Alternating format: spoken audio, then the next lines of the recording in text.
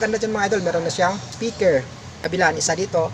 Dito sa kabila may speaker din. So goods yan pag nag-long ride ka.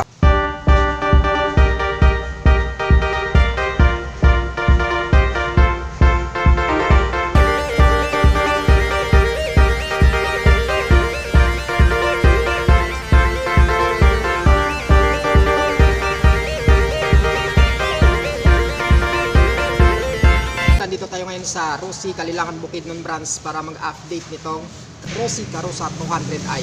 Alamin natin kung magkano na yung spot cash nito, yung down payment niya, syempre kasama na yung monthly installment niya sa 1 years, 2 years, tsaka sa 3 years. Available nga pala yan dito sa Rossi Kalilangan Bukidnon branch. So nasa harap na natin ito si Rossi Karusa 200i. May available dito sa branch ng Kalilangan Bukidnon, kulay white siya. Kung naghahanap pa ng ganitong class, 3-wheelers mga idoles, available yan dito sa Rossi Kalilangan Bukidnon branch. Color combination siya na glossy white tsaka matte black.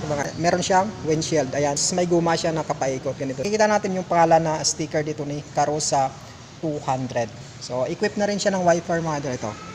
So para na rin siyang kotse. Meron dito sa taas makikita natin yung pangalan ni Rossi, yung kulay yellow, R-U-S-I. So yan yung pangalan ni Rossi. Dito naman sa harapan niya is ito kulay white. Tapos dito, black siya. Parang rubber dito sa ilalim. Ayan. Makikita natin yung sticker ni Rossi. Malupit dyan mga idol. Ang ilaw nito sa headlight, ito ay LED na siya. Ito naman yung signal light niya. LED na rin siya. Pagdating naman sa suspension niya sa harap, ito dalawa siya. So kabilaan, isa dito. Tapos sa kabila, isa din. So itating sa gulong niya, ito tube type siya. Tapos may sukat na.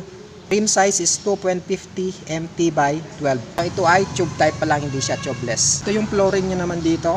So bakal siya, ayan. So ito naman yung gear shifting niya, yung preno. Tapos ito naman yung reverse niya or atras. Ito yung pinaka preno niya. Dito sa loob, ganyan siya. So makikita natin dito yung pangalan ni Rossi R. Meter funnel niya. Ito, naka-digital na. Ito yung susian niya. Meron siyang compartment dito sa harap, isa. Meron din dito sa kabila, ayan. Compartment niya. So ang maganda dyan mga idol, meron na siyang speaker, isa dito. Dito sa kabila may speaker din. So goods yan pag nag-long ride ka o manibela ganito. So meron siyang clock. Ito naman sa switches niya, makikita natin dito ito yung cord niya, tapos turn signal lights left and right, high beam and low beam switch niya. Tapos dito banda sa kanan, ito yung ano niya, signalador. Makikita natin dito yung on and off. Ito yung starting system niya. So electric start. Taas mga idol, meron siyang switch dito para sa ilaw. Ayan, on off mo lang to. Ito yung ilaw niya. So ganito yung sa loob niya dito sa harapan. So ayan, naka-glossy white. Dito makikita natin yung ito hazard lights, hazard switch. Tapos meron din dito na engine check-in. Pwede mo rin lagayan dito ng tubig mo. Dito yung upuan ng driver, tapos ito yung sandalan niya. So pwede ka rin dito maglagay ng pasahero sa kabila. So bali tatlo dito, isa dito yung pasahero mo kabilaan. Bali dalawa, tapos driver dito. Dito naman sa kabila, ito, pagbukas sa likod niya, may upuan din. Buksan lang to, hilain mo lang to, yan. To, tapos magbubukas na siya, yan. Dito naman, kasya dito, tatlo kung malaking tao. May lagayan pa dito sa likod mga idol, ayan o. Pwede mo paglagyan ng mga karga mo. So, pagdating naman dito sa taas niya, ayan, ganyan yung ano niya, yung atip niya, ayan. So, may mga bakal din siya, ayan. So, matibay naman siya. Dito sa gilid niya, ayan, nakalagay ka.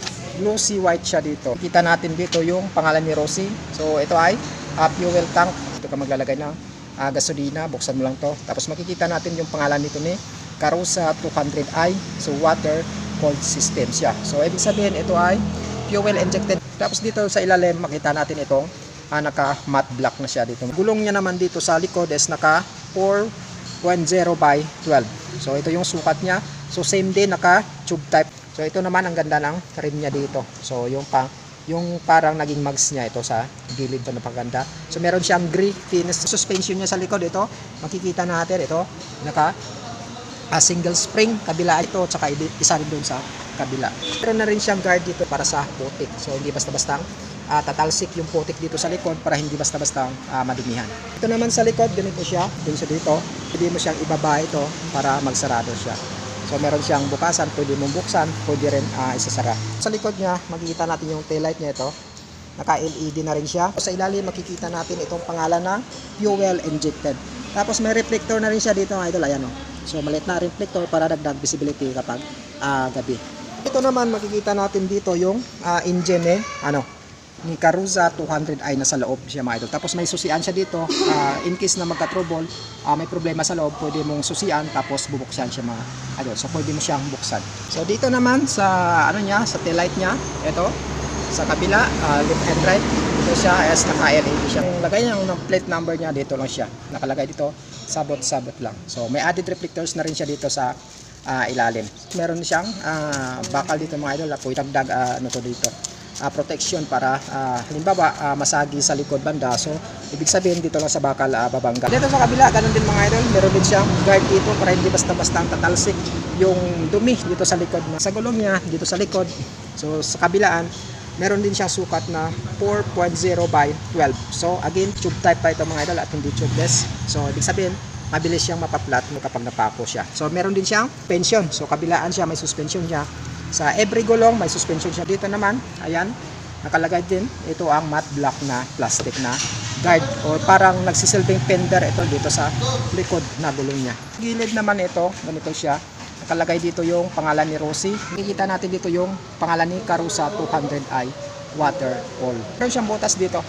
So I think yung butas na to is singawan ng makina mga idol. Para pag pumasok dyan, yung init ng makina pwede siyang sumingaw dito. So labasan ng singaw ng mainit na makina sa loob.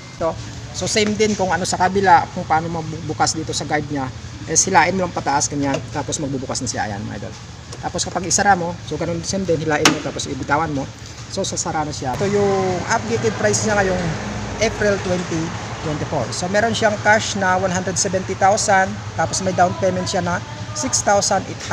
Meron siyang 1 years na huhulugan na 17,195. So good for 12 months yan or 1 years. Tapos sa 2 years is 9,940. Tapos sa 3 years mga idol is meron siyang 7,520. At ang good thing dyan mga idol, malaki yung rebates niya. Umabot siya ng 500 pesos. Natapos na natin ikutan ito si Rosie Karusa 200. Naghahanap ka ng ganitong klaseng motor mga idol na 3-wheelers is available yan dito sa Rosie Kalilangan, Bukidnon. Hanggang dito na lang yung video natin mga idol. Huwag kalimutang i-like ang video natin at syempre i-share bilang suporta mo sa YouTube channel ko. At like at follow mo na din ako sa FB page mga idol. This is Bukidnon Vlog TV, Right Safe at ingat palagi.